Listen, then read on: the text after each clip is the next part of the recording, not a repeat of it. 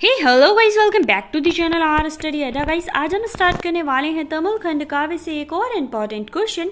तो गाइस, आज का क्वेश्चन है तमिल के राम विलाप तथा सौमित्री का उपचार जमाव द्वादश सर्ग की कथा संक्षेप में लिखी है। मतलब 12वें सर्ग की कथा आपको एक्सप्लेन करनी है और 12वें सर्ग का नाम क्या है? राम विलाप और सौमित्री का उपचार। तो इसी क्वेश्चन को एक और तरीके से पूछ लिया जाता है कि भाई तमिल के आधार पर युद्ध में लक्ष्मण के मूर्छित होने पर राम विलाप का वर्णन कीजिए।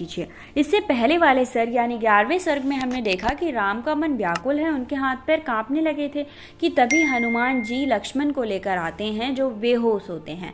अब पता चलेगा कि आगे हुआ क्या था। तो द्वादश सर्ग का नाम है राम विलाप और सौमित्री का उपचार। तो इस सर्ग में राम के विलाप और लक्ष्मण के उपचार का वर्णन किया गया है कि कैसे लक्ष्मण जी का उपचार होगा। लक्ष्मण की दशा को देखकर राम विलाप करने लगे थे। भाई कोई भी इंसान जिसका भाई उसके सामने मूर्छित पड़ा हो और वो भी बहुत प्रिय भाई जो अपनी पत्नी को छोड़कर 14 वर्ष के लिए वनवास आया हो उसके साथ, तो व्याकुल होना तो बनता ही है। उन्होंने कहा, हे लक्ष्मण, तुम्हारी इस दशा में मैं अत्यधिक दुखी हूँ। मैं धनुर्धर, तुम धनुष हाथ में लेकर उठ खड़े हो। ठीक है, वो क्या कहते हैं लक्ष्मण से? हे धनुर्धर, तुम धनुष को हाथ में लेकर उठकर खड़े हो जाओ, मैं तुम्हारे बिना जीवित नहीं रह सकता। अब भाई जिस भाई में इतना प्रेम हो कि वो साथ चला जाए तो वो एक दूसरे के बिना जीवित कैसे रह सकते हैं? इसीलिए आज भी भगवान की तस्वीरों में राम लक्ष्मण साथ दिखाई देते हैं। चाहे भरत और शत्रुघ्न ना हो, पर राम परिवार में आपको राम, लक्ष्मण, सीता और हनुमान जरूर दिखाई देंगे। उसके बाद वो जब राम जी विलाप कर रहे थे और कह रहे थे कि मैं तुम्हारे बिना जीवित नहीं रह सकता, तो एक लाइन कहते हैं, मैं जी ना सकता तुम बिन, तुम बाल भक्त अन्याय हो, अनन्य हो। और हे उर्मिलेश, मतलब उर्मिला के पति, हे उर्मिलेश उठो उठो, खोलो नयन चैतन्य हो। मतलब मैं तुम्हारे बिना नहीं जी सकता, तुम मेरे बचपन के भक्त हो, मेरे साथी हो, और तुम अपनी पत्नी के उर्मिलेश मतलब उर्मिला के पति हो, इसलिए उनके पत्नी के नाम से उन्हें बुलाया। पहले यही होता था, किसी का पुत्र होता था, जैसे कुंती पुत्र, ठीक है, तो पुत्रों को माँ के नाम से बुलाया जाता था। लव कुश सीता माता के पुत्र थे, तो उन्हें पहले सीता के पुत्र कहा जाता था। आजकल का टाइम क्या है, फादर के नाम से रिप्रेजेंट करते हैं, बट पहले माँ के नाम से रिप्रेजेंट किया जाता था। अब राम की दुखी दशा देखकर जामवंत जी ने बताया कि लंका में सुषेण नाम के कुशल वैद्य हैं, आप उन्हें सादर बुला लें।